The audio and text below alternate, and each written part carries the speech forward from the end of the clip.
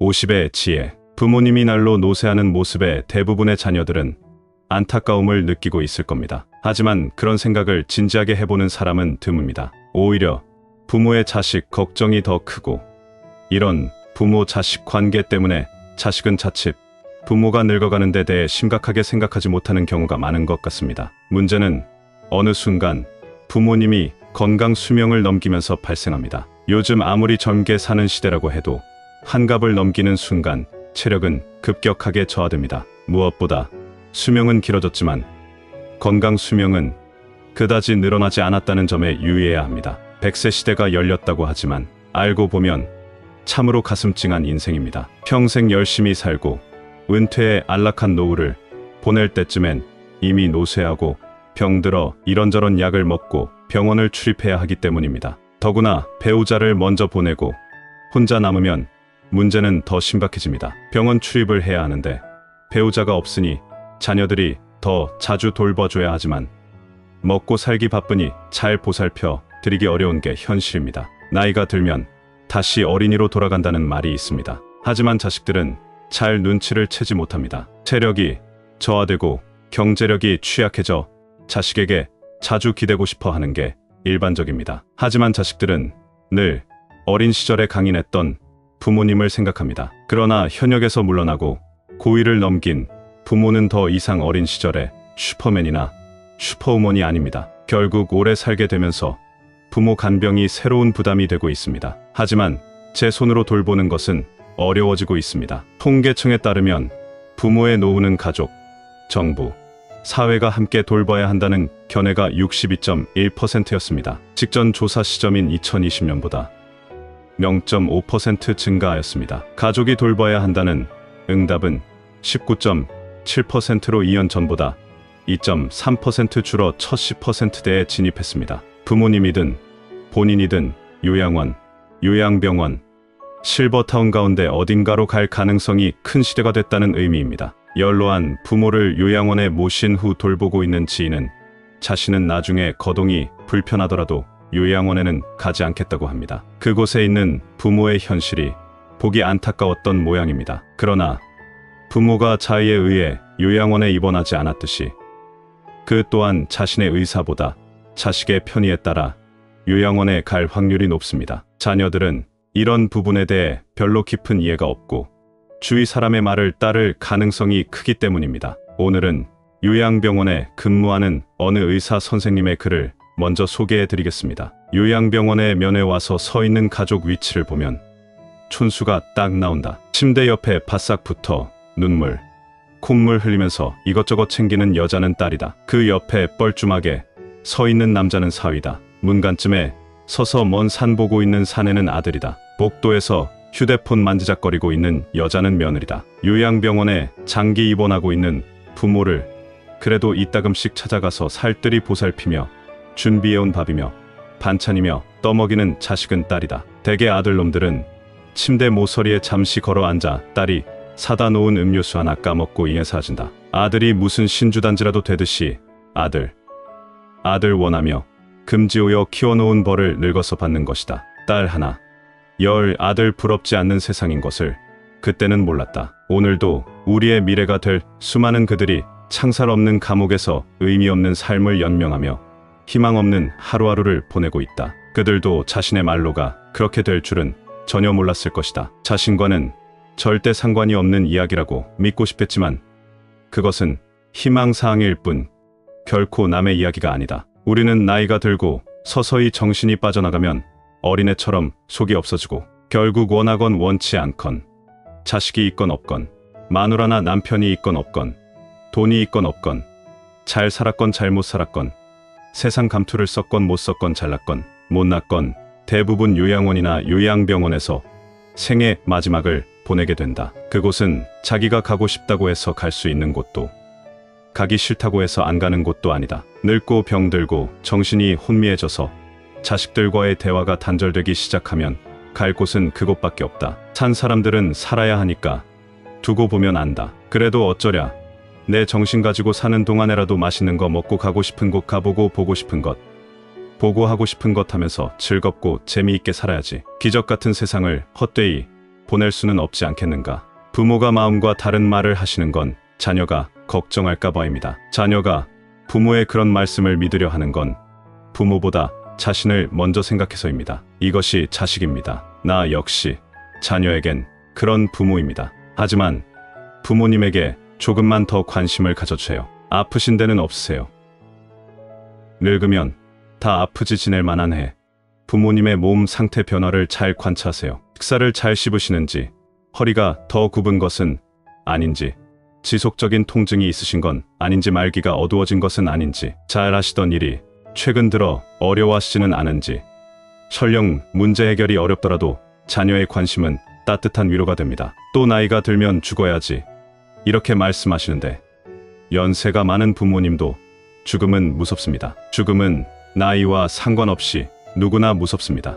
연명 치료를 원치 않는다면 가족이 함께 사전 의료 의향서를 작성하세요. 살고 죽는 것으로 헤어지는 것이 아닌 죽음으로 다시 만나는 것, 죽음을 맞이하는 그 순간 다시 만나자는 가족의 말은 큰 위안이 될 것입니다. 부모님은 늘 괜찮다고 하시지만 면회 온 손주에게 줄 용돈이 없어서, 줄 간식이 없어서 속상해하시고, 또 엄마를 보러 온 아들에게 마지막으로 엄마로서 밥 한 끼 해주지 못하는 것을 너무 안타까워하십니다. 가끔 전화해서 엄마라고 불러주세요. 이러나 저러나 자녀의 목소리를 들어야 안심하시는 것이 부모니까요. 어느 한 어머니가 자식들에게 쓴 편지를 읽어드리겠습니다. 요양원에 나를 보낼 자식에게, 가족들은 요양원 생활을 하겠다는 내 생각에 반대할지도 모른다. 그러나 대부분의 우리 세대들이 그리 생각하는 것처럼 나도 가족들의 짐이 되고 싶지 않다. 그렇게 해야 내 마음이 편할 것 같다. 그래서 몸은 가라앉아도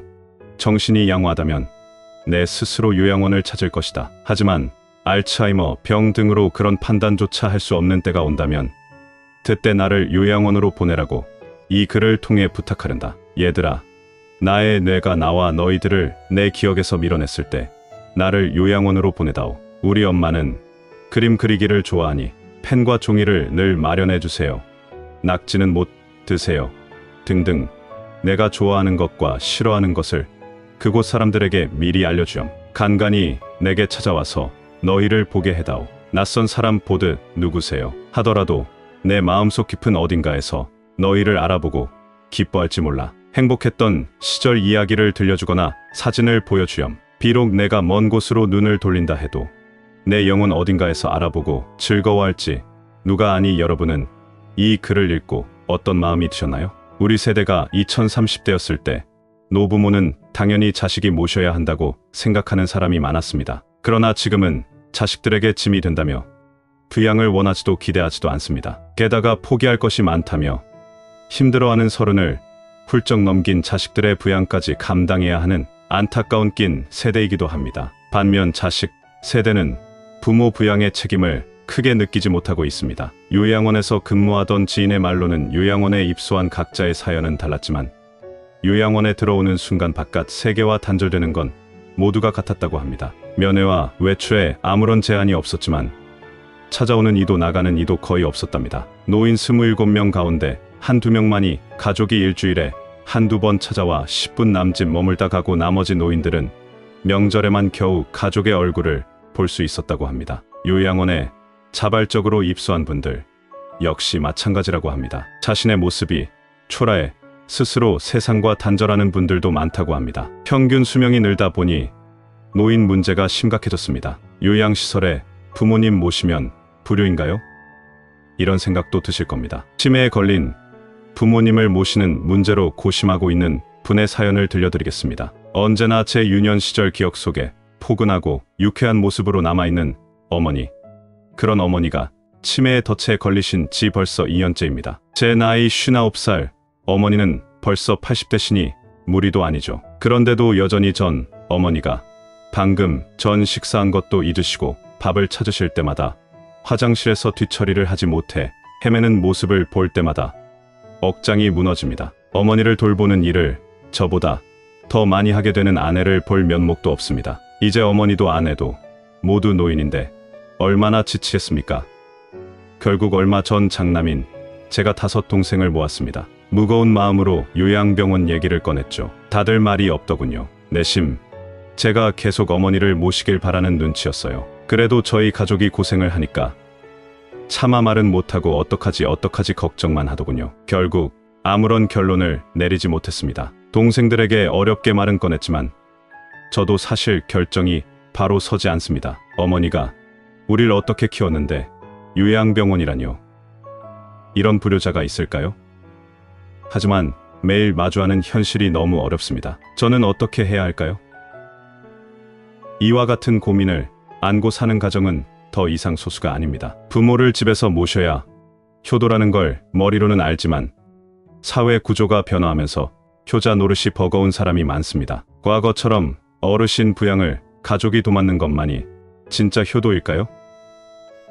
먼저 제도적 변화와 함께 필요한 건 각 개인과 가정이 우리 집안의 노년기에 대해 함께 대화하고 합의점을 찾는 것입니다. 부모님이 온전할 때 스스로 고민하고 내 건강이 안 좋아지면 특정 요양시설에 맡겨달라고 자녀에게 이야기를 꺼내는 것도 기억 시온육한 방법이며, 그 대신 일주일에 식사 한 번은 꼭 같이 하자는 등의 조건을 다는 것이 좋을 것 같습니다. 부모님 부양 방식에 대한 결정을 내리기까지 가족 내 눈치 싸움도 적지 않은 만큼 분란을 줄이기 위해 이견을 조율할 조정자를 결정할 필요도 있습니다. 상황이 나빠지기 전에 가족이 미리 협의하고 필요하다면 주 보호자를 정해 그 사람에게 결정의 정권을 맡기는 것도 좋은 방법입니다. 어쩔 수 없이 요양원이나 요양병원에 장기 입원하고 있는 부모님은 가족에 대한 그리움과 고독이 가득하실 것입니다. 자주 찾아가서 살뜰히 보살피고 대화를 나누는 삶의 지혜를 느끼시는데 도움이 되는 좋은 글을 소개해 드리겠습니다. 몇 년 전 일이다. 나와 같은 병실에 80세가 넘으신 할아버지가 계셨다. 할아버지의 병은 깊었다. 할머니는 성경을 읽으며 지극정성으로 할아버지 곁을 지켰다. 아침, 저녁으로 할아버지 가족들이 병실을 다녀갔다. 네 아버지 이번엔 못 일어나신다. 이젠 화장실 걸음도 못 하신다. 조금 전에도 의사가 호수로 옷 좀 빼주고 갔다. 할머니는 눈물을 글썽이며 아들에게 말했다. 아들은 아무 말이 없었다. 그날 저녁 할아버지 막내딸이 병실로 찾아왔다. 지방에서 올라온 막내딸은 할아버지 손을 잡고 한참을 울었다. 할아버지는 말이 없었다. 막내딸은 3일 동안 할머니와 함께 병실에서 잠을 잤다. 나 이제 가봐야 하거든. 아빠하고 같이 있고 싶은데 그럴 수가 없어. 김서방 출근도 시켜야 하고 아이들 학교도 보내야 해. 그녀는 울먹이며 늙으신 아버지 가슴에 얼굴을 묻었다. 아빠 옛날 일 기억나?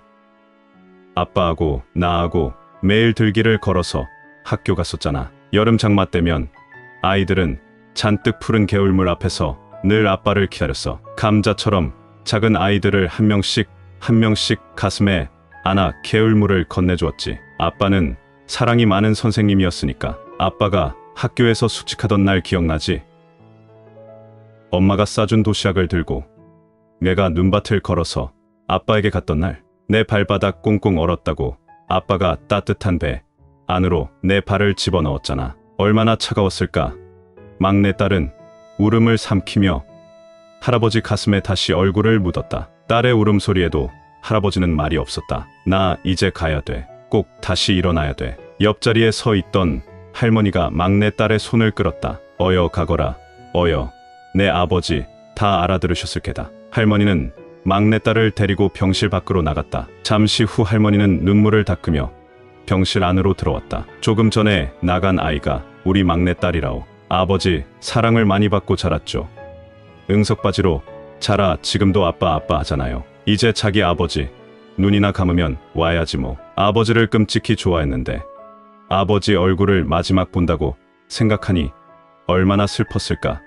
바로 그때 할아버지 목소리가 들려왔다. 임자 할아버지는 가쁜 숨을 몰아쉬며 일으켜 달라고 했다. 할머니와 나의 부축을 받으며 할아버지는 한 걸음 창가 쪽으로 걸어갔다. 할아버지는 힘겨운 숨을 고르며 창 밖을 살폈다. 창문 밖 멀지 않는 곳에 정문 쪽으로 걸어가는 막내딸의 뒷모습이 보였다. 할아버지는 오른팔을 들었다. 딸의 뒷모습을 어루만지듯 할아버지는 유리창을 쓰다듬었다. 딸을 향해 마지막 인사를 하는 할아버지의 눈가로 눈물이 가만 흘러내렸다. 오늘 소개해드린 사연과 글로 요양원이나 요양병원에 계신 부모님에 대한 그리움과 사랑을 느낄 수 있는 시간이 되었으면 좋겠습니다. 말기 환자를 치료했던 어느 의사가 쓴 책에 자녀에게 유언한 내용이 수록되었습니다. 그는 완치 가능성이 없다면 항암 치료는 절대 받지 않겠다고 했습니다. 죽음이 다가오더라도 병원에는 가지 않을 것이며 밥을 먹지 않는다고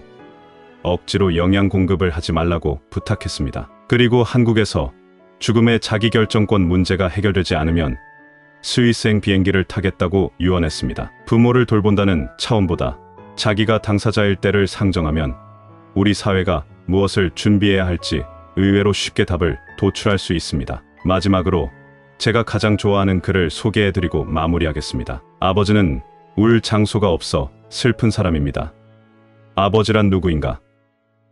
아버지란 기분이 좋을 때, 헛기침을 하고 겁날 때 너털 웃음을 웃는 사람이다. 아버지란 자기가 기대한 만큼 아들, 딸의 학교 성적이 좋지 않을 때 괜찮아 하면서도 속으로는 몹시 화가 나는 사람이다. 아버지의 마음은 먹칠을 한 유리로 되어 있다. 그래서 잘 깨지기도 하면서 속은 잘 보이지 않는다. 아버지란 울 장소가 없어서 슬픈 사람이다. 아버지가 아침 식탁에서 급하게 일어나서 가는 곳은 즐거운 일만 기다리고 있는 것은 아니다. 아버지는 머리가 세게 달린 용과 싸우러 나간다. 그것은 피로와 일과 직장 상사에게 받는 스트레스다. 아버지란 내가 아버지 노릇을 하고 있나? 내가 정말 아버지다운가? 하는 자책을 매일 하는 사람이다. 아버지란 자식을 결혼시킬 때 한없이 울면서도 얼굴에는 웃음을 나타내는 사람이다. 아들, 딸이 밤늦게 돌아올 때에는 어머니는 10번 걱정하는 말을 하지만 아버지는 10번 현관문을 쳐다본다. 아버지의 최고 자랑은 자식들이 남들에게 칭찬받을 때이다. 아버지가 가장 꺼림칙한 속담이 있다. 그것은 가장 좋은 교훈은 손수 모범을 보이는 것이다 라는 속담. 아버지는 늘 자식들한테 그럴듯한 교훈을 하면서도 정작 자신이 모범을 보이지 못하기 때문에 이 점에 있어서 미안하게 생각도 하고 남 모르는 콤플렉스도 가지고 있다. 아버지는 이중적인 태도를 곧잘 취한다. 이유는 아들, 딸이 나를 닮아주었으면 하고 생각하면서도 나를 닮지 않아 주었으면 하는 생각을 동시에 하기 때문이다. 아버지에 대한 생각은 나이에 따라 달라진다. 그러나 그대가 지금 몇 살이든 아버지에 대한 현재의 생각이 최종적이라고 생각하지 말라. 일반적으로 나이에 따라 변하는 아버지의 인생은 4살 때 아빠는 무엇이나 할 수 있다. 7살 때 아빠는 아는 것이 정말 많다. 8세 때 아빠와 선생님 중 누가 더 높을까? 12세 때 아빠는 모르는 것이 많다. 14세 때 우리 아버지는요?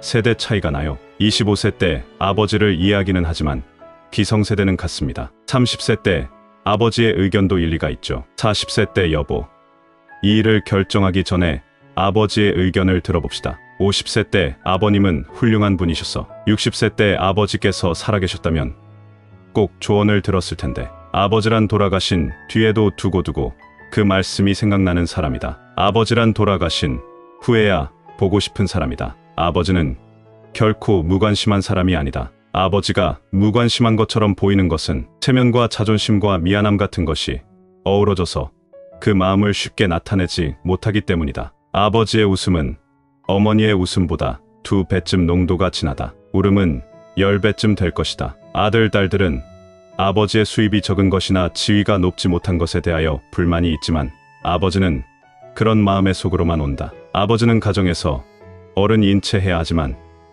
친한 친구나 마음이 통하는 사람을 만나면 소년이 된다. 아버지는 어머니 앞에서 기도는 안 하지만 혼자 차를 운전하면서는 큰 소리로 기도도 하고 누구인가에게 의지한다. 어머니의 가슴은 봄과 여름을 왔다 갔다 하지만 아버지의 가슴은 가을과 겨울을 오고 간다. 부모가 되고 나이가 들다 보면 어린 시절에 부모에게 불효했던 것을 뒤늦게 깨닫고 마음 아파한다. 나도 그러했기에 자식이 나를 서운하게 하는 일이 있다 해도 이해하려 한다. 아쉬움과 후회 속에서 살아가는 것이 인생이니까. 때가 되면 식물들은 꽃과 잎을 떨을 준비를 한다. 꽃은 세상을 아름답고 향기롭게 꾸미고 벌과 나비에게 꿀을 주고 다음 세대의 번식을 위해 열매를 맺은 후에는 떨구어 돼지를 향한다. 잎도 줄기의 작용인지 아니면 잎이 알아서 떨어지는 것인지는 알 수 없으나 가을이 되면 낙엽이 된다. 식물들이 때를 알아 꽃이나 단풍으로 마지막을 예쁘게 장식하고 떨어지듯